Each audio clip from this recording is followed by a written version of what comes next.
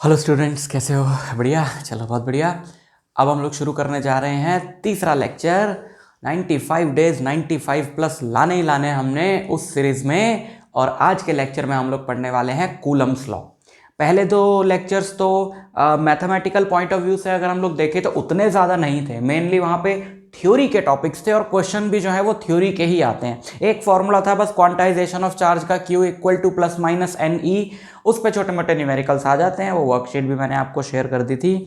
अभी तक आप उसको डाउनलोड नहीं किए हो, ट्राई नहीं किए हो तो कर लो उसको डाउनलोड। नीचे डिस्क्रिप्शन में लिंक दिया रहता है, मेरी वेबसाइट पर जाइए www.mandeepeducationacademy.com पे। वहाँ पे आपको वो वर्कशीट्स मिल जाएंगी, वहाँ पे आपको लेक्चर्स भी मिल जाएंगे, वहाँ पे आपको नोट्स भी मिल जाएंगे और वहाँ पे आपको वो सब कुछ मिल जाएगा जो आपको प्रिपरेशन के लिए चाहिए। धीरे धीरे हम लोग उसको डाल रहे हैं और ज़्यादा इम्प्रूव कर रहे हैं। जो ऑलरेडी मटेरियल डल चुका है, हमको फीडबैक्स मिलते हैं कि उसमें क्या क्या खामियां रह गई हैं, क्या क्या और होना चाहिए, तो डेली बेसिस पे उसको इम्प्रूव किया जा रहा है और बहुत सारी एडिशंस की जा रही हैं। तो अभी तक अगर आपने अकाउंट नहीं बनाया तो आप उस पर जाके अकाउंट बना लो। सब कुछ फ्री है, सब कुछ, और फ्री ही रहेगा हमेशा। ठीक है, चलो तो हम स्टार्ट करते हैं कूलम्स लॉ। और आज के टॉपिक में थ्योरी तो कम ही होगी, न्यूमेरिकल्स बहुत ज़्यादा करने वाले हैं, क्योंकि कूलम लॉ के न्यूमेरिकल्स काफ़ी ज़्यादा आते हैं और इसके बारे में आपको अच्छे से पता होना चाहिए। वो न्यूमेरिकल्स आपको करने आने चाहिए। तो बच्चों कूलम लॉ है क्या? दो चार्जेस हैं। कूलम लॉ के बारे में अब आप 12th में हो यार, बिल्कुल भी जिसने ना पढ़ा हो इतना तो उसको भी पता होगा कि कूलम लॉ होता क्या है ना। तो उसके बारे में हम एक बार जस्ट रिवाइज कर लें। और अगर आपको उतना भी नहीं पता है तो भी टेंशन लेने की ज़रूरत नहीं है। ये बैच मैंने स्टार्ट ही इसलिए किया है कि जिसको 12th फिजिक्स का P भी ना पता हो उसको भी बहुत अच्छी प्रिपरेशन करा पाऊँ बोर्ड एग्जाम से पहले। ठीक है, तो टेंशन नहीं लेने का, लेकिन काम पूरा करने का। अब मान लो दो चार्जेस हैं Q1 एंड Q2 और उनके बीच में डिस्टेंस है R। तो ऐसा देखा गया बच्चों कि ये दोनों चार्जेस एक दूसरे को अट्रैक्ट करते हैं या रिपेल करते हैं, यानी कि इन दोनों चार्जेस के बीच में एक फोर्स होती है। That can be force of attraction और that can be force of repulsion. ठीक है, उस फोर्स का जो फॉर्मूला है वो कूलम्स लॉ है। कूलम्स लॉ ये कहता है कि इन दोनों चार्जेस के बीच में जो फोर्स ऑफ इंटरेक्शन होगी, आप उसको अब अट्रैक्शन कह लो या रिपल्शन कह लो, जो फोर्स ऑफ इंटरेक्शन होगी वो फोर्स होगी बच्चों directly proportional to the product of these two charges. Simple बात है कि चार्जेस के मैग्नीट्यूड्स जितने ज़्यादा होंगे उतनी ही ज़्यादा इनके बीच में फोर्स होगी। यानी कि अगर ये 5 कूलम का है, ये 10 कूलम का है, तो इनमें फोर्स है मान लो F, और ये 5 का है और वो 20 का हो जाए तो फोर्स इनके बीच में डबल हो जाएगी, क्योंकि 10 का 20 कर दिया हमने। और ये भी डबल हो जाए, ये 10 हो जाए वो 20 हो जाए, तो 2 इसका 2 इसका, यहाँ पे 4 हो जाएगा, तो फोर्स जो है वो 4 टाइम्स ज़्यादा हो जाएगी। यानी कि ये चार्जेस का मैग्नीट्यूड जितना ज़्यादा होगा उनके बीच में फोर्स उतनी ज़्यादा स्ट्रांग होगी। दूसरा, ये फोर्स डिपेंड करती है बच्चों, जो इन चार्जेस के बीच में डिस्टेंस है R, उस डिस्टेंस के स्क्वायर के इनवर्सली प्रोपोर्शनल। जिसका मतलब यह है कि अगर ये दोनों चार्जेस को दूर कर दिया जाएगा तो इनके बीच की फोर्स वीक हो जाएगी। और कैसे वीक होगी? अगर डिस्टेंस डबल कर देंगे तो फोर्स जो है वो 4 टाइम्स कम हो जाएगी, क्योंकि 2 का स्क्वायर होता है 4। डिस्टेंस ट्रिपल कर देंगे तो फोर्स 9 टाइम्स कम हो जाएगी, क्योंकि 3 का स्क्वायर होता है 9। ठीक है, समझ में आई बात? ओके, अब इन दोनों को कंबाइन कर लो। So F is proportional to Q1 Q2 by R square. और अब आपको पता है कि प्रोपोर्शनैलिटी का साइन हटाते हैं तो एक कांस्टेंट आता है बच्चों। वो कांस्टेंट यहां पे आता है 1/4 पाई एप्सिलॉन नॉट। थोड़ा अजीब सा है ना, पर इसको मैं तुमको अच्छे से समझाता हूं कि इसका मतलब क्या है। 1/4 pi epsilon naught Q1 Q2 by R square. अच्छा जी, एप्सिलॉन नॉट एक कांस्टेंट है जिसको हम लोग बोलते हैं इलेक्ट्रिकल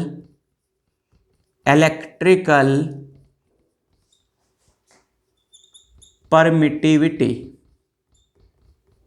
चलो, इसका नाम है ये। ठीक है, अभी समझाएंगे कि इसका मतलब क्या है। इलेक्ट्रिकल परमिटिविटी, एप्सिलॉन, ये जो सिंबल जिससे हम इसको रिप्रेजेंट करते हैं वो एप्सिलॉन होता है बच्चों। और नीचे हमने ये छोटा सा जीरो लगाया है, इसलिए हम इसको बोल रहे हैं epsilon not. Electrical permittivity depend करता है मीडियम पे। मतलब देखो यहां तक अगर हम यहीं तक ले फॉर्मूले को, तो क्या क्या आया उसमें, एक तो चार्जेस का मैग्नीट्यूड आया और एक दोनों चार्जेस के बीच में जो डिस्टेंस है वो आया, है ना। तो अगर यहां तक मीडियम की कोई भी चीज इंक्लूड नहीं करी हमने, यानी कि ये दोनों चार्जेस जिस मीडियम में रखे हैं, कि एयर में रखे हैं, कि वाटर में रखे हैं, कि बेंजीन में रखे हैं, कि टॉलिन में रखे हैं, है ना, वो तो इंक्लूड ही नहीं करा। तो मीडियम की प्रॉपर्टी का क्या, क्या मीडियम पे फोर्स डिपेंड नहीं करती? मीडियम पर भी फोर्स डिपेंड करती है, unlike gravitational force. Gravitational force क्या है?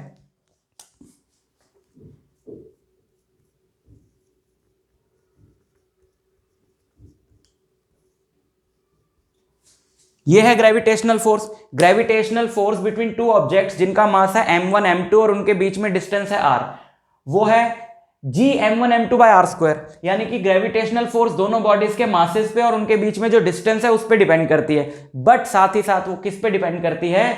g पे। और g को बोलते हैं यूनिवर्सल ग्रेविटेशनल कांस्टेंट, यानी ये हर जगह सेम है, यानी कि ये मीडियम पे डिपेंड नहीं करती है।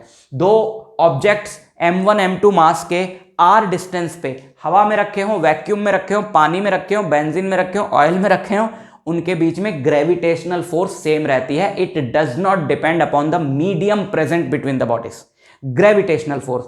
बट इलेक्ट्रोस्टैटिक फोर्स में ऐसा नहीं है। दो चार्जेस के बीच की जो इलेक्ट्रोस्टैटिक फोर्स है वो चार्जेस के मैग्नीट्यूड पे, उनके बीच के डिस्टेंस पे तो डिपेंड करती ही है, साथ में वो इस बात पे भी डिपेंड करती है कि दोनों चार्जेस के बीच में मीडियम क्या प्रेजेंट है। मीडियम का तो हमने यहां तक तो कुछ इंक्लूड नहीं किया, तो मीडियम के लिए आफ्टर एक्सपेरिमेंट्स ऑफ कोर्स ये पूरा निकाला गया है, जिसमें ऑब्वियसली 1/4 तो सेम ही है सबके लिए। तो ये बचा, यहां पर एक प्रॉपर्टी लगाई जाएगी जो मीडियम की होगी, and that is called electrical permittivity. अब परमिटिविटी का मतलब होता है परमिट करना, अलाउ करना। ये सिंपली इस चीज का मेजरमेंट होता है कि मीडियम अपने अंदर रखे दो चार्ज पार्टिकल्स को आपस में इंटरैक्ट करने देने के लिए कितना अलाउ कर रहा है या नहीं कर रहा है। मतलब जिस मीडियम की परमिटिविटी जो है वो ज्यादा होगी, ये तो डिनोमिनेटर में आ रहा है, तो उस मीडियम में चार्जेस के बीच में फोर्स जो है वो कम होगी, यानी वो मीडियम उनको इंटरैक्ट नहीं करने दे रहा है। फॉर एग्जाम्पल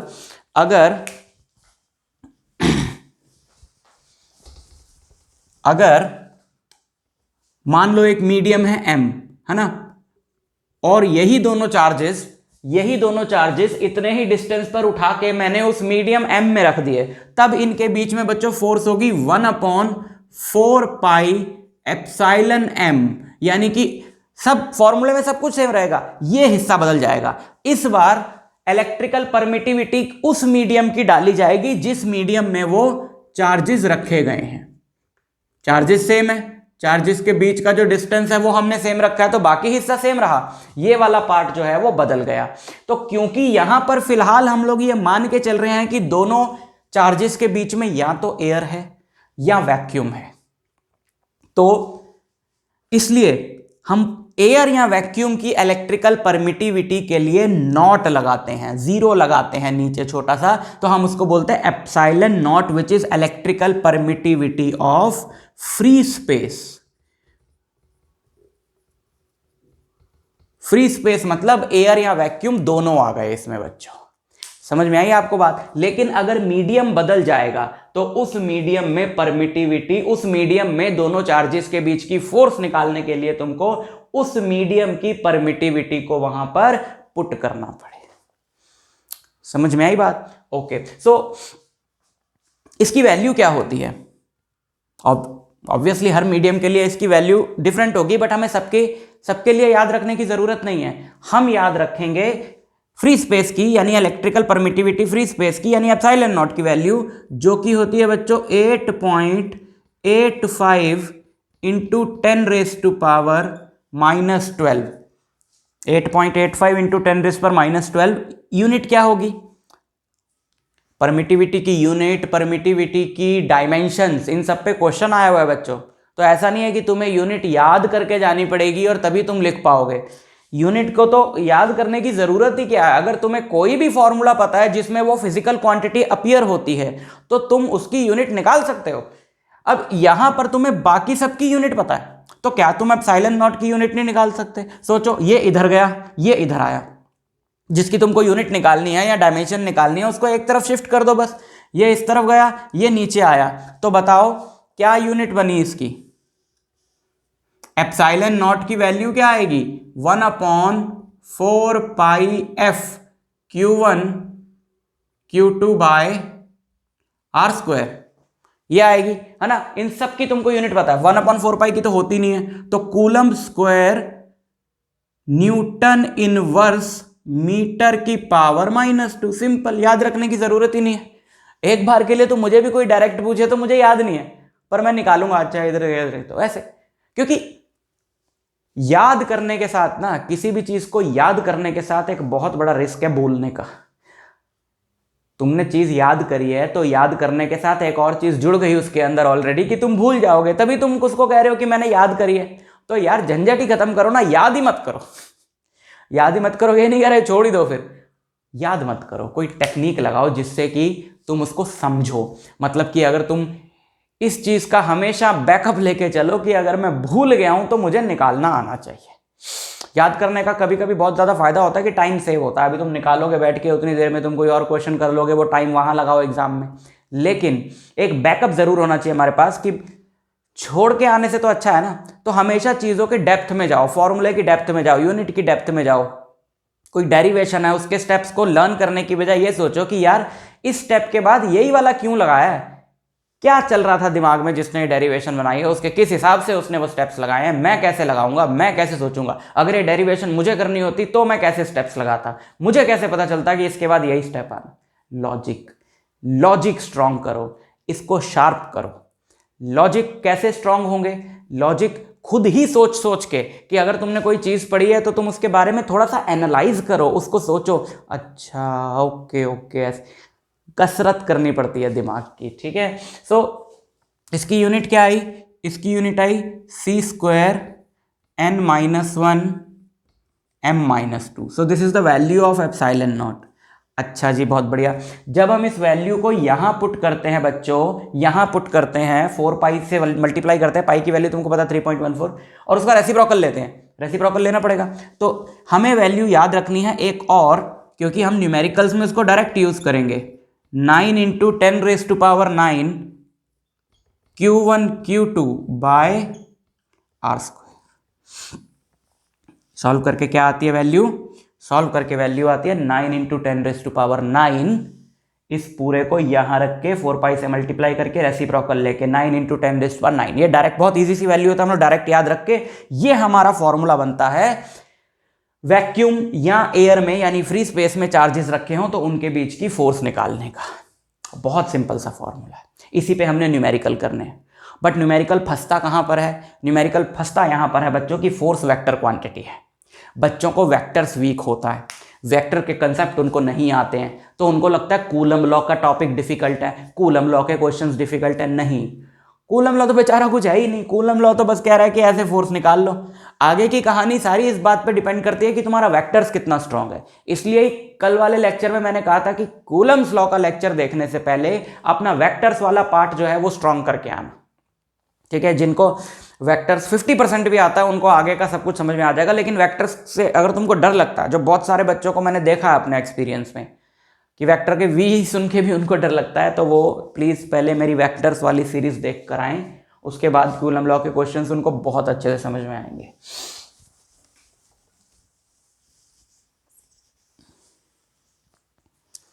तो बच्चों एक चीज और देखें यहां पर, बड़ी इंपॉर्टेंट है, which is called dielectric constant.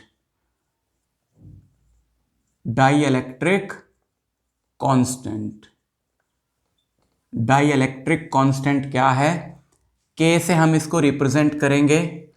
देखो अब क्या है कि अगर दो चार्जेस आपके रखे हैं एयर में या फ्री स्पेस में, वैक्यूम में, तो उनके बीच में फोर्स है के Q1 Q2 by R square, है ना। इस फोर्स को हम लोग सपोज नाम दे देते हैं F0। अब अगर यही सेम चार्जेस इतने ही डिस्टेंस पे उठा के अगर हम लोग रख दें किसी मीडियम में, तो फोर्स कैसे चेंज होगी, मैंने बताया अभी आपको। मान लो हमने इसको m मीडियम में रख दिया, तो फोर्स कैसे चेंज होगी, 1/4 pi epsilon of that medium, है ना, permittivity of that medium by r², इस तरीके से। तो ये वाला हिस्सा बदला, ये r हमारा कैसा हो गया रे भाई, ये वाला हिस्सा बदला, बाकी सब कुछ सेम रहा फॉर्मूले में। अब क्या होता है, हर एक मीडियम के लिए एक कांस्टेंट डिफाइंड होता है which is called dielectric constant. Dielectric constant क्या होता है बच्चों, मीडियम का, किसी भी मीडियम का डाइइलेक्ट्रिक कांस्टेंट होता है उस मीडियम की permittivity divided by free space की परमिटिविटी। इससे क्या होगा कि उस मीडियम की परमिटिविटी हम लोग निकाल सकते हैं। अगर हमें उस मीडियम की परमिटिविटी ना पता हो, हमें सिर्फ डाइइलेक्ट्रिक कांस्टेंट दिया हो, तो उस मीडियम की परमिटिविटी होती है dielectric constant of the medium into electrical permittivity of free space. अब ये अगर हम लोग यहां पे डाल दें तो Fm क्या हो जाएगा, Fm हो जाएगा 1/4 पाई के एप्सिलॉन नॉट, है ना। एक और डेफिनेशन यहां पे आपको हम लोग बता रहे हैं के की, बाकी जो मेन डेफिनेशन है के की वो तो यही है कि dielectric constant of a medium is the ratio of electrical permittivity of that medium to electrical permittivity of free space. अब अगर मैंने इसको यहां पे एप्सिलॉन m की जगह डाल दिया बच्चों, तो मुझे देखना एक और फॉर्मूला मिलेगा डाइइलेक्ट्रिक कांस्टेंट का। यहां से k बाहर ले लो तो वो 1/k बाहर आ जाएगा, 1/k, अंदर बचेगा 4 पाई epsilon naught Q1 Q2 bye r²। अब 1/4 पाई इतना हिस्सा, यानी कि 1/4 pi epsilon naught Q1 Q2 bye r², तो क्या है, F0 है। तो यहां से F0 बाय k है ना ये, तो k का एक और मेरे को मिलेगा रिलेशन कि F0 बाय f, है ना, कि किसी भी मीडियम का डाइइलेक्ट्रिक कांस्टेंट का मतलब क्या है कि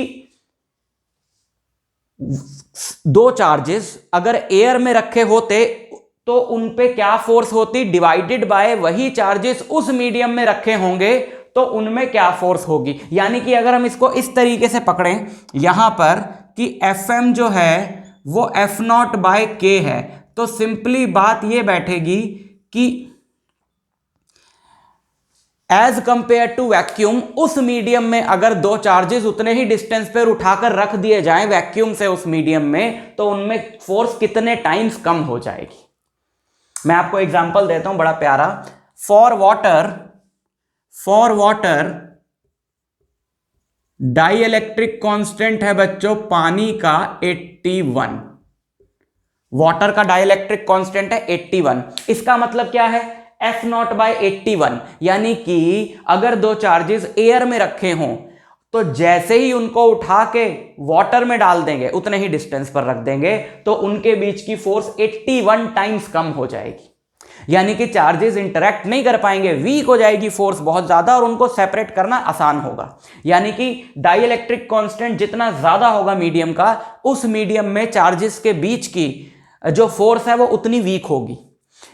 क्योंकि वाटर का डाइइलेक्ट्रिक कांस्टेंट बहुत ज्यादा है बच्चों, इसलिए वाटर को यूनिवर्सल सॉल्वेंट बोला जाता है। वाटर यूनिवर्सल सॉल्वेंट है क्योंकि हर आयनिक कंपाउंड इसमें सॉल्यूबल है, कुछ हद तक क्या, काफी हद तक सॉल्यूबल है। अब आयनिक कंपाउंड क्या है, जैसे NaCl है, Na पॉजिटिव Cl नेगेटिव, तो उनके बीच में जो फोर्स ऑफ अट्रैक्शन है वो यही वाली फोर्स तो है, क्योंकि वो पॉजिटिव नेगेटिव चार्जेस हैं।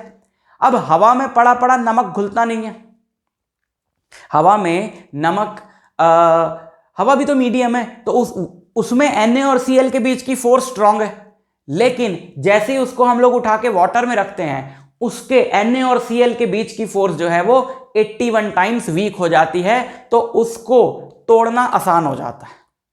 मतलब उसका डिसोसिएशन करना आसान हो जाता है। तो इस पे एक्सपेरिमेंट अगर हम लोग कर रहे हैं कि अगर हम Na और Cl को डिसोसिएट करना चाहते हैं तो हम लोग को बहुत कम एनर्जी चाहिए वाटर में उसको डिसोसिएट करने की एज कंपेयर टू एयर। समझ में आई बात? Okay, so that is dielectric constant. Dielectric constant के आपके पास दो फॉर्मूले हो गए, एक ये हो गया, एक ये हो गया। ये आप याद रखो, है ना, ये सारा बहुत इंपॉर्टेंट है, इसको नोट कर लो। और नोट्स में तो ऑफ कोर्स दिया ही हुआ है, नीचे लिंक है, उस पर जाना है आपने। खूब अच्छी सी प्रिपरेशन करनी है बच्चों। तो सिर्फ YouTube के वीडियो लेक्चर्स से मेरे बात नहीं बनेगी ना, क्योंकि यहां तो आपको सिर्फ वीडियो बताया जाएगा, फिर उसके बाद नोट्स हैं, उसके बाद फॉर्मूला शीट्स हैं, उसके बाद इंपॉर्टेंट क्वेश्चन आंसर्स हैं, सैंपल पेपर्स हैं, टेस्ट पेपर्स हैं, बहुत कुछ है। वो सब YouTube पे तो नहीं हो सकता, इसीलिए तो पैरेलल चलाना है ना काम। ये तो चलो YouTube से आपने वीडियो लेक्चर देख लिया, अब वीडियो लेक्चर के बाद की प्रिपरेशन के लिए आपको जाना है वेबसाइट पे www.mandeepeducationacademy.com पे। ठीक है, तो ये आपकी कूलम्स लॉ की पूरी थ्योरी हो गई है। अब हम तैयार हैं न्यूमेरिकल्स करने के लिए। वेक्टर्स पार्ट आपको आना चाहिए। चलो इसके न्यूमेरिकल्स शुरू करें। क्वेश्चन नंबर 1, मान लो गिवन है कि दो अल्फा पार्टिकल्स मान लो 1.6 मीटर की दूरी पर रखे हैं। Alpha find the force between them. एक ट्विस्ट और ले आए, एक ऐसे मीडियम में रखे हैं जिस मीडियम का डाइलेक्ट्रिक कांस्टेंट है 3। दो अल्फा पार्टिकल्स 1.6 मीटर के डिस्टेंस पर एक ऐसे मीडियम में रखे हैं बच्चों जिस मीडियम का डाइलेक्ट्रिक कांस्टेंट है 3। अब दोनों अल्फा पार्टिकल्स के बीच में फोर्स निकालो। अब बहुत सारे क्वेश्चंस में अल्फा वर्ड दिया रहेगा, अल्फा पार्टिकल दिया रहेगा, इलेक्ट्रोस्टैटिक्स के भी, करंट इलेक्ट्रिसिटी के भी, मैग्नेटिक इफेक्ट्स के भी, और आगे न्यूक्लियर फिजिक्स में भी। तो आपको बहुत सारे क्वेश्चन में बताया नहीं जाएगा कि अल्फा पार्टिकल का चार्ज और मास क्या होता है, वो आपको याद रखना है। अल्फा पार्टिकल क्या होता है बच्चों? अल्फा पार्टिकल होता है हीलियम का न्यूक्लियस। हीलियम के न्यूक्लियस का दूसरा नाम है, घर का नाम है, पेट नेम है अल्फा पार्टिकल। ठीक है भाई, दूसरा नाम क्यों रखा हीलियम का जब वो न्यूक्लियस था? क्योंकि बच्चों हीलियम के न्यूक्लियस के बारे में तो तब पता चला कि जब एटॉमिक स्ट्रक्चर की डिस्कवरी हुई कि हाँ अच्छा ये तो हीलियम का न्यूक्लियस है। पहले तो हम उसको एक सिंगल पार्टिकल ही समझते थे, बाद में पता चला अरे ये तो हीलियम का न्यूक्लियस है। समझ रहे हो ना? हमें इस पार्टिकल के बारे में पता तो पहले से था, लेकिन हमें पता नहीं था ना कि एक सिंगल पार्टिकल नहीं है, it is a combination of 2 protons and 2 neutrons. Helium का न्यूक्लियस क्या है? हीलियम का एटॉमिक नंबर है 2, मास नंबर है 4। इसका मतलब है इसके न्यूक्लियस में क्या क्या है? 2 प्रोटॉन्स हैं और 2 न्यूट्रॉन्स हैं। अब न्यूट्रॉन तो न्यूट्रल है, यानी कि चार्ज तो सिर्फ 2 यूनिट का हुआ, तो और प्रोटॉन पे वही चार्ज होता है जो इलेक्ट्रॉन पे चार्ज होता है। तो चार्ज ऑन अल्फा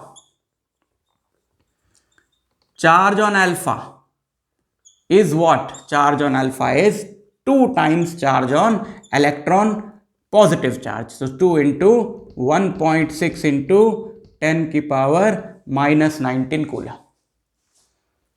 समझ में आई बात? ओके, और इसका मास कितना हुआ? मास की इस क्वेश्चन में जरूरत नहीं है, बट फिर भी आपको अगर आगे जरूरत पड़े तो 4 यूनिट्स मास हुआ ना इसका, क्योंकि प्रोटॉन और न्यूट्रॉन का मास बराबर होता है 1.67 into 10 की power -27 kg। That is called 1 atomic mass unit.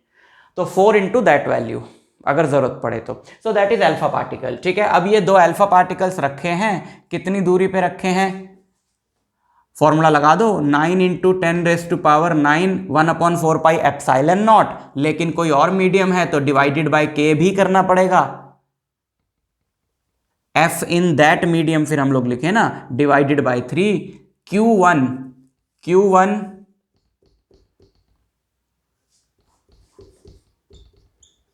Q2, यही Q2 भी होगा तो इसका स्क्वायर कर दो, by r square. So force is what? Force is ढंग। फोर्स इज नॉट ढंग, ये तो काटते वक्त म्यूजिक निकल गया मुंह से। 2 का स्क्वायर 4, 1.6 का स्क्वायर 1.6 के स्क्वायर से कटा। मैंने वैल्यू ही जानबूझ के इसीलिए ली थी ताकि मेरे को कैलकुलेशन ना करनी पड़े। सो यही बचेगा ना, 12 into 28 + 1 29, 1.2 इंटू 10 की पावर -28 न्यूटन। ठीक, 1.2 इंटू 10 की पावर -28 न्यूटन फोर्स होगी दो अल्फा पार्टिकल्स के बीच में if they are placed in a medium of dielectric constant K at a distance of 1.6 metre from each other. Okay, आगे बढ़ें। ठीक है, क्वेश्चन नंबर 2, वेक्टर की कहाँ जरूरत पड़ गई सर अब? अरे वेक्टर की जरूरत पड़ेगी भैया। यहां पर क्या था? यहां पर था आपके सिर्फ दो चार्जेस, और दो चार्जेस के बीच में बोला फोर्स निकालो, तो सीधा हमने निकाल दिया 1/4πε0 Q1 Q2 बाय r² करके। लेकिन दो से ज्यादा चार्जेस जैसे ही आएंगे बच्चों, तब लगाना पड़ेगा सुपरपोजिशन प्रिंसिपल। सुपरपोजिशन प्रिंसिपल यह कहता है कि अगर चार्जेस हैं दो से ज्यादा, यानी ग्रुप में हैं चार्जेस, तो किसी भी एक पे जो नेट फोर्स होगी वो बाकी सारे चार्जेस की फोर्स का वेक्टर सम होगी। And this is such an obvious thing. जैसे अगर मान लो यहां पर एक चार्ज है और यहां पर एक चार्ज है और यहां पर एक चार्ज है, this is +Q1, this is -Q2, this is +Q3 and we have to find force on this charge. ये पूरा एक सिस्टम आपको दे दिया और बोला है कि Q2 पे फोर्स निकालो। तो Q2 पे अगर आप फोर्स निकालना चाह रहे हो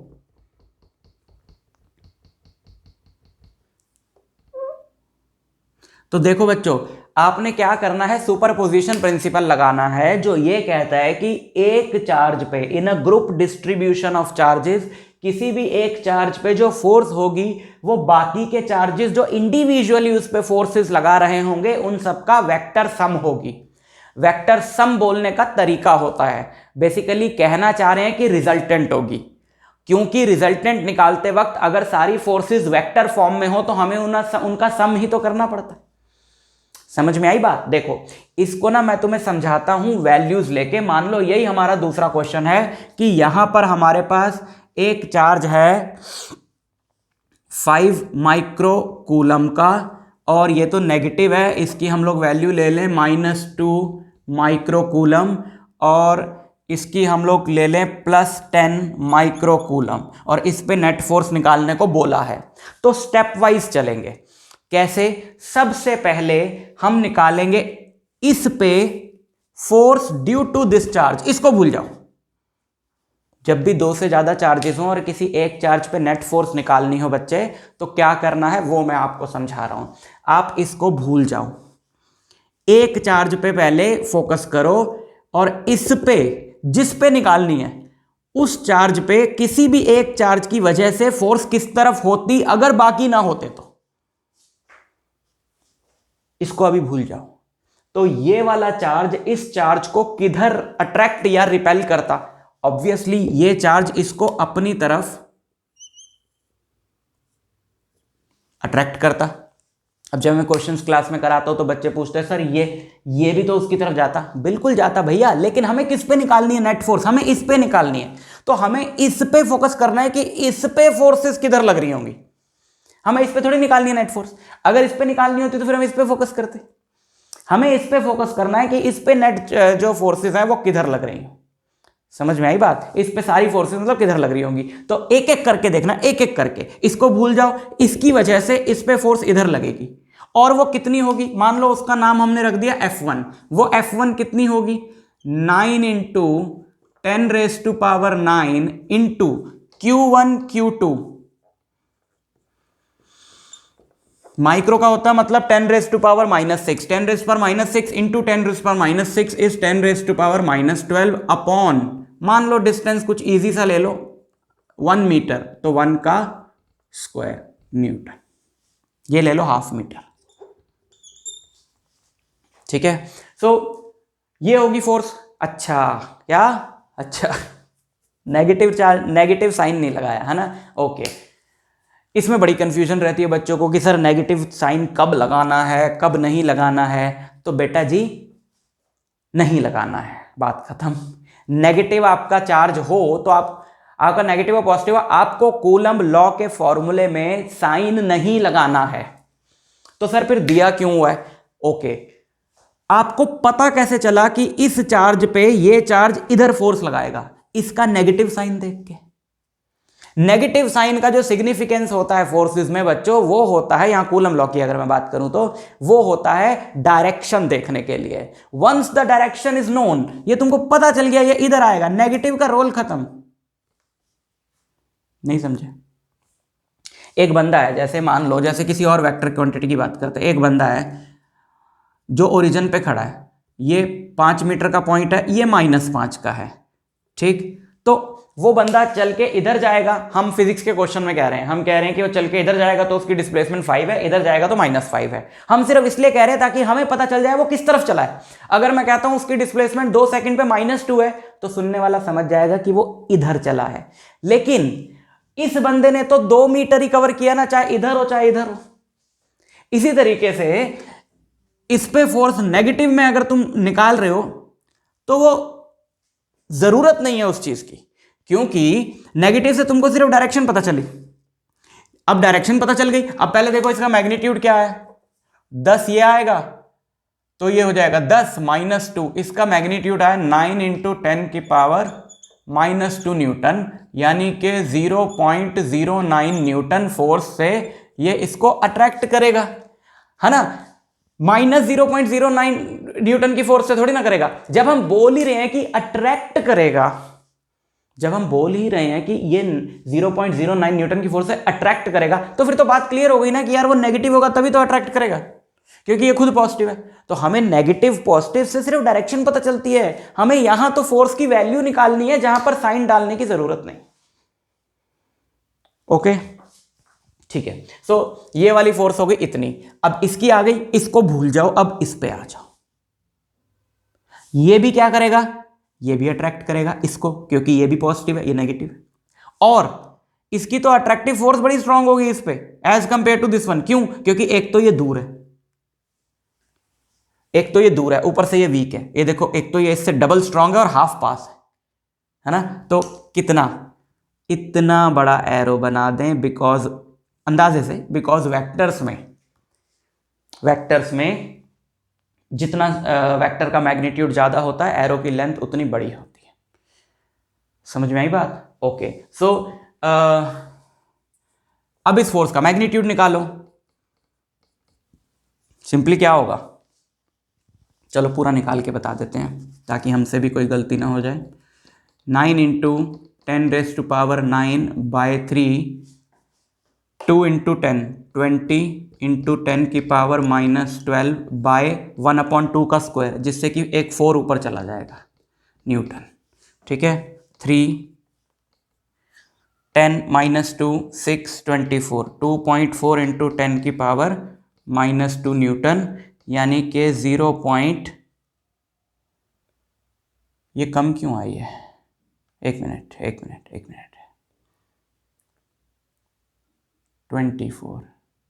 10⁻², नॉट 2.4, ओके, 2.4 × 10⁻⁻1, 2.4 × 10⁻⁻1 यानी 0.24 न्यूटन, उससे आई है ज़्यादा।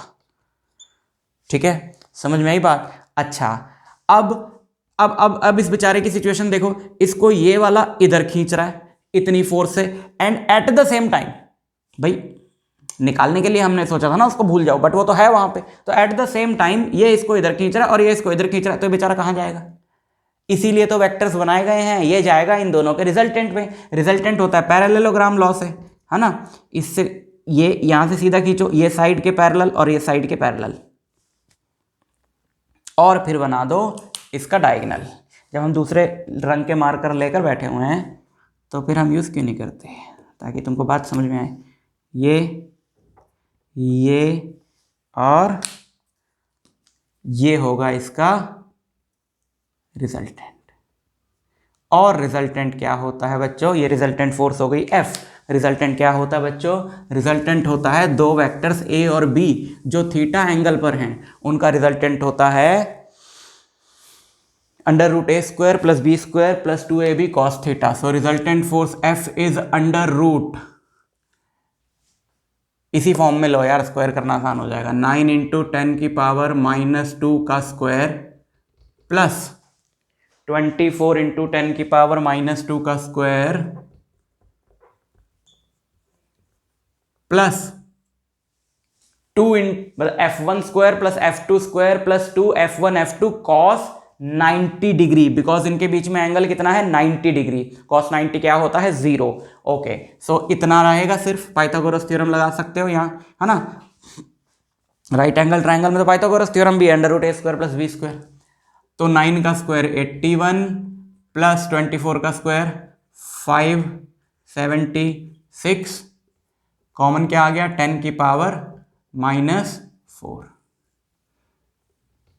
ठीक, ये हो गया 7 15 657 का रूट इंटू 10⁻⁻² न्यूटन।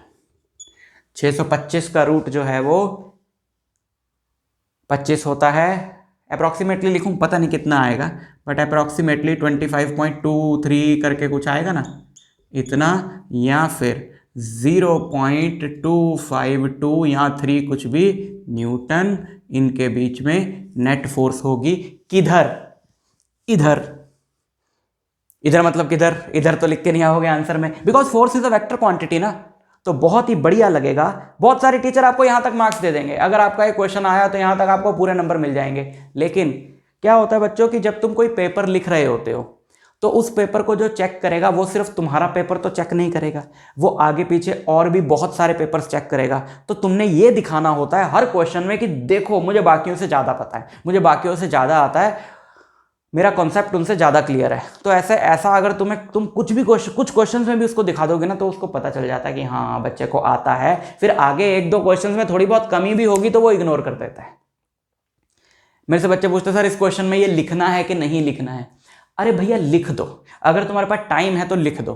तुम दिखाओ ना पेपर चेक करने वाले को कि ये देखो मेरी तैयारी, क्योंकि वो तुमको जानता तो है नहीं। वो तो यही देखेगा कि अब स्कूल का टीचर जब पेपर चेक करता है, स्कूल के टीचर तुमको जानते हैं, उनको पता है कि मैं किसका पेपर चेक कर रहा हूँ। लेकिन बोर्ड में जो एग्जामिनर तुम्हारा पेपर चेक करेगा उसको पता नहीं है ना तुम कौन हो। जब स्कूल वाले चेक करते हैं टीचर तो उनको पता है यार ये उसका पेपर है, अच्छा यार इस बच्चे को तो आता है, यहाँ पे चलो टाइम की वजह से कुछ हो गया होगा इसको दे दो, ऐसा चलता है। बोर्ड वाले को नहीं पता है, वो तो तुम पेपर से ही बताओगे कि मैं कौन हूं, और जरा दिखा के आओ पेपर में कि किसका पेपर चेक कर रहा है वो। सो एंगल भी निकाल के बताओ। So this angle will be what? This angle will be F, this is f1, so this is also f1, this is f2, so this is f2। अच्छा तो है ही f2, तो tan theta is f1 by f2। f1 is what? f1 is 0.09 and this is 0.24, so this is tan inverse 9/24, 3 के table से काट दो, 3/8, theta is tan inverse 3/8, so resultant force is 0.252 Newton at an angle of tan inverse 3/8 with f2, at an angle of, किससे लिया हमने angle? f2 से लिया ना, तो at an angle of tan inverse 3/8 with f2 बोले तो with 0.24 Newton force. Clear? Okay, तो ये यहां पर हमने क्या किया बच्चों, यहां पे हमने IJK वाला फॉर्म बिल्कुल नहीं यूज किया वेक्टर्स का, और हमने सिर्फ मैग्नीट्यूड से हर चीज करने की कोशिश करी। अब इसी चीज को हम लोग करेंगे IJK वाले तरीके से। IJK वाला तरीका बोले तो सर बताते हैं, पहले f2 की वैल्यू यहां पे लिख लें ताकि हम भूल ना जाएं। This is 0.24 Newton. ओके, तो देखो अगर जैसे यहां पर ये कितना था -Q2, वैल्यू पता नहीं शायद कितनी थी, 2 थी इसकी, है ना, कोई बात नहीं, प्लस Q1 और प्लस Q3। अच्छा याद आ गया, this was 5 microcoulomb, this was -2 microcoulomb and this was +10 microcoulomb. ठीक है, ये था। सो देखो अब आपको IJK वाले फंडे से सिखाते हैं। पर्सनली मतलब मुझे जो लगता है वो ये है कि IJK वाला जो फंडा है वेक्टर्स का वो ज़्यादा इजी है, क्योंकि अगर आपके पास सारे वेक्टर्स IJK की फॉर्म में हों तो उनका रिजल्टेंट निकालने का मतलब है उनको सीधा ऐड कर दो, और ये पंगे लेने से अच्छा है ऐड करना ज़्यादा ईजी होता है। देखो मैं समझाता हूँ आपको, जैसे नहीं समझाऊंगा और कौन समझाएगा, है माइक है। जैसे कि तुम फिक्स कर लो कि हमेशा ये वाला प्लस एक्स एक्सिस रहेगा, ये माइनस एक्स, ये प्लस वाई और ये माइनस वाई, जैसा कि होता है, ठीक। और इस तरफ यूनिट वेक्टर है आई कैप, इस तरफ माइनस आई कैप, उस तरफ जे कैप और यहां माइनस जे कैप, है ना, सिंपल, इतना तो पता ही होगा। यूनिट वेक्टर मतलब जिसका मैग्नीट्यूड है 1, आई कैप मतलब एक 1 मैग्नीट्यूड का वेक्टर किस डायरेक्शन में, एक्स की डायरेक्शन में, इस तरीके से। तो उस हिसाब से ये वाला है नेगेटिव एक्स एक्सिस और ये वाला है नेगेटिव वाई एक्सिस, उसी हिसाब से चलेंगे हम लोग हर क्वेश्चन में। तो इसकी जो भी वैल्यू आए, इस तरफ ये जो फोर्स आई थी F1 और ये वाली जो फोर्स आई F2, तो F1 क्या आया, F1 आया व्हाट, F1 इज 0.09 न्यूटन। इसके साथ तुम लगा दो माइनस आई कैप, क्योंकि ये इस तरफ है नेगेटिव एक्स एक्सिस में, और F2 क्या आया, अब ये वेक्टर बन गया ना, तो वेक्टर लगा दो, आई कैप बन गया तो वेक्टर बन गया, इधर एरो लगेगा फिर, और 0.24 ये किस तरफ है, इस तरफ, माइनस जे कैप, बस इतना ही, और फिर ऐड कर दो। तभी तो बोलते हैं वेक्टर को, रिजल्टेंट को वेक्टर एडिशन, क्योंकि अगर हमारे पास वेक्टर फॉर्म में हो तो उनका रिजल्टेंट होता है केवल उनको ऐड करना। सो this is minus 0.09 i cap minus 0.24 j cap, that's it, this is the net force. और यही पूरा आंसर है, पूरा, इसमें अलग से डायरेक्शन भी बतानी नहीं पड़ती। कितना आसान काम है यार, कितने मजे हैं तुम्हारे। This is your complete answer कि भैया जब आई कैप जे कैप बोल रहे तो इस तरफ है ना, समझ में आ गई बात। X i cap plus Y j cap, X comma Y point का पोजीशन वेक्टर होता है। So it is minus 0.09 i cap minus 0.24 j cap. तो माइनस 0.09 पॉइंट होगा इधर कहीं, यहां पे कहीं पर ये पॉइंट होगा। कौन सा पॉइंट, माइनस 0.09 कॉमा माइनस 0.24।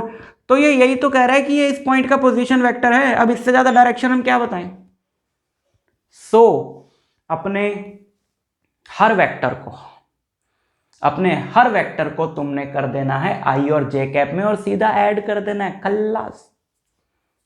अब देखो एक और बढ़िया एग्जांपल मैं तुमको देता हूं। अच्छा, ऐसा हो सकता है ना तुम्हारे क्वेश्चन में कि जैसे यहां तो भैया थोड़ा इजी था ये क्वेश्चन कि एक्स में था, वाई में था, अगर बीच में भी आ जाए कोई फोर्स तो उसके कंपोनेंट्स ले लो मेरे भाई।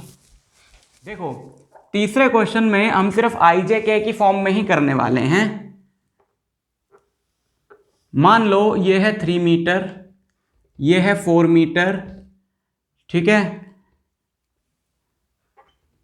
ये है 8 माइक्रोकूलम, ये है आपका 2 माइक्रोकूलम और ये है 10 माइक्रोकूलम, ठीक। यहां चलो थोड़ा सा, हाँ कोई बात नहीं, जैसा भी आएगा। अब हमने निकालना है नेट फोर्स इस वाले पे, 10 माइक्रोकूलम वाले पे नेट फोर्स। समझ में आ गई बात आपको। ये अरेंजमेंट आपको दे रखी है। क्वेश्चन है find the magnitude and direction of course, direction भी बोलेगा, फोर्स निकालने को बोला है तो इस तरह क्वेश्चन आपने देखा ही होगा क्योंकि force vector quantity. Find the magnitude and direction of force acting on 10 microcoulomb charge. ये तीनों मान लो पॉजिटिव है, नेगेटिव होता तो दूसरी तरफ हो जाती डायरेक्शन, है ना। सो चलो इसको हम लोग आई जे कैसे करेंगे। ये हमारा फिक्स है कि ये plus X minus X plus Y minus Y. So let's start. सबसे पहले क्योंकि इस पे निकालना है ना, एक एक करके सबसे पहले इसकी वजह से इस पे फोर्स किधर होगी, इसको भूल जाओ। इसकी वजह से इस पे फोर्स इधर होगी क्योंकि फोर्स रिपल्सिव होगी। ये पॉजिटिव है, ये पॉजिटिव है, तो ये इसको क्या करेगा, रिपेल करेगा, है ना। थोड़ा सा बड़ा एरो बना ले, नहीं तो आगे डायग्राम में दिक्कत होती है। इधर, और वो फोर्स कितनी होगी, वो फोर्स होगी 9 इंटू 10⁻⁹ इंटू 2 इंटू 10 20 माइक्रो 10 की पावर -12 हो गया, मल्टीप्लाई करके बाय डिस्टेंस का स्क्वायर न्यूटन, ठीक है। और वो फोर्स होगी इस तरफ, ये क्या है, negative Y axis. So minus j cap newton. इस फोर्स को नाम दे दो F1, यहां पे हमने लगा दिया arrow. Clear, okay. F2 solve कर लो इसको, थोड़ा 9 से 9 कट जाएगा, 2 इंटू -2 इंटू 10 की पावर -2 न्यूटन जे कैप, है ना, F1। Okay, now F2 is what, F2 is what, F2 इसकी वजह से इस पे जो फोर्स होगी, देखो कूलम लॉ में चार्जेस के लिए एक इंपॉर्टेंट प्रॉपर्टी बताता हूं तुमको, वो ये कि दिस फोर्स, ये जो फोर्स है, this is acting along the line joining the two charges. जैसे ये देखना है कि ये और ये दोनों पे जो, मतलब अभी तो हम इस पे निकाल रहे हैं, तो ये इस पे जो फोर्स एक्सर्ट करेगा that will act along the line joining the two charges. अगर ये नेगेटिव होता तो इस पे फोर्स इस तरफ होती, क्योंकि ये पॉजिटिव है तो इस तरफ है। ठीक है, 3 4 simple maths, this will be 5। Clear? So F2 is what, F2 का मैग्नीट्यूड इज व्हाट, 9 इंटू 10 की पावर 9 इंटू 8 इंटू 10, 8 इंटू 10 80, 10 की पावर -12 बाय 5 का स्क्वायर न्यूटन। अब यहां पे आई कैप लगाएं कि जे कैप लगाएं, ना तो ये एक्स में है ना वाई में है। अब बारी आती है कंपोनेंट्स की। जब हमारा वेक्टर बीच में कहीं पर हो, ना एक्स में हो ना वाई में हो, तो हमें लेने पड़ते हैं उसके कंपोनेंट्स। कैसे? कंपोनेंट आपको लेना आता है ना, कि अगर एक वेक्टर है, वेक्टर तो बोला है ना देख के आने को, एक वेक्टर है ए, ये कवर भी हो रहा है वीडियो में कि नहीं हो रहा? हो रहा। एक वेक्टर है ए, तो इस वेक्टर का थीटा एंगल पर होगा कंपोनेंट ए कॉस थीटा, और उसके 90 डिग्री पे होगा ए साइन थीटा। मतलब सिंपल, मान लो ये एंगल थीटा, यार मान लो तो ये भी थीटा हुआ। So if this is F2, इसको क्या लिया हमने, F2 लिया है ना, तो थीटा एंगल पे इसका कंपोनेंट यानी इस डायरेक्शन में होगा F2 cos थीटा, और इसके परपेंडिकुलर डायरेक्शन में, इसके परपेंडिकुलर डायरेक्शन में होगा F2 sin थीटा। इसके परपेंडिकुलर तो इधर भी है सर, जो हाँ ये जो वेक्टर है ये दोनों कंपोनेंट्स के बीच में आना चाहिए, है ना। एक बात बताऊं, होते दोनों ही cos थीटा वाले कंपोनेंट्स हैं। जैसे फॉर एग्जांपल ये पूरा 90 एंगल, अगर ये थीटा है तो ये 90 माइनस थीटा है, this angle is 90 minus theta, so this component is also F2 cos, इनके बीच का एंगल 90 माइनस थीटा, और cos 90 माइनस थीटा क्या होता है, साइन थीटा होता है। सो this is F2 sine theta, है ना। लेकिन हम डायरेक्ट बोलते हैं कि भाई जो थीटा एंगल पे कंपोनेंट है वो है वेक्टर इंटू कॉस थीटा, और दूसरा वाला कंपोनेंट जो है वेक्टर इंटू साइन थीटा है। अब सवाल है कि थीटा कितना है, तो इतनी बार तुमको पता है 3 4 5 वाला जो तुम्हारा ट्राइंगल रहता है, सबसे पहला वाला है जो पाइथागोरियन ट्रिपलेट है हमारा, इसके बेस एंगल्स होते हैं 53 डिग्री और 37 डिग्री। अब इसमें से सर 53 कौन सा, 37 कौन सा है? छोटी एंगल, छोटी साइड के सामने वाला एंगल छोटा, बेसिक मैथ्स, और बड़ी के सामने वाला बड़ा, सो दिस एंगल इज 53 डिग्री। तो इसके कंपोनेंट्स करने पड़ेंगे। जो तुम्हारा वेक्टर बीच में नहीं आया है उसके कंपोनेंट्स करने पड़ेंगे, मतलब बीच में आया है, एक्सिस के अलोंग नहीं आया है, उसके कंपोनेंट्स करने पड़ेंगे। इसके कंपोनेंट्स करो। इसका जो ये वाला कंपोनेंट होगा इसका तुम कुछ नाम रख दो, F2y। इस कंपोनेंट का सपोज मैंने नाम रख दिया F2x, तो F2y vector is what, F2 72/25 आया ना ये, और 10 माइनस 2 10 की power -2, F2y, F2 cos theta, F2 cos 53 degree. cos 53 कितना होता है बच्चों, देखो cos 53 कितना होगा, 3/5। cos 53 इज व्हाट, बड़ा आसान है याद रखना, 53 में भी 3 और 5 आ रहा है ना, इस तरीके से याद रखते हैं, 3/5 न्यूटन। और इसके साथ अब लगा दो तुम माइनस जे कैप, क्योंकि ये इस तरफ है। ओके, इसको थोड़ा सा सॉल्व कर लें। कैसे आएगा, देखो 25 से इसको अगर मैं काट दूं तो ये आएगा 2.50 हो गया, 22 2 28 8, है ना, 8, मतलब 8 नहीं है तो इसको 2.8 ले लो अप्रॉक्सीमेटली। फिर ये 2.8 इससे भी कट जाएगा तो ये बचेगा 0.5, है ना, 36, 0.56 एंड 0.56 इंटू 3, 168 इंटू 10 की power -2 minus j cap Newton, this is F2y, ये वाला component. Similarly F2x is what, this, इसको तो हमने सॉल्व कर लिया ना, 2.8 इंटू 10 की पावर -2 इंटू साइन 53, है ना। इसके साथ क्या है, sine theta, sine 53 is what, sine 53 is 4/5 newton. और ये किस तरफ है, ये एक्स एक्सिस की तरफ है, तो इसके साथ क्या लगेगा, इसके साथ लगेगा आई कैप, इसके साथ जैसे लगा था माइनस जे कैप, ठीक है। तो क्या होगा, ये कटा था ना, इससे कितना आया था 0.56 इंटू 4, 224 इंटू 10 की पावर -2 आई कैप न्यूटन। तो क्या होता है बच्चों, जब तुमने कंपोनेंट्स में स्प्लिट कर लिया, देखो जो एक्स एक्सिस के अलॉन्ग है उनके साथ तो हमने सीधा आई और जे लगा देना है, जो बीच में है उनको कंपोनेंट्स में स्प्लिट कर लिया ना, तो फिर बीच वाले का कोई रोल नहीं है, उसको भूल जाओ।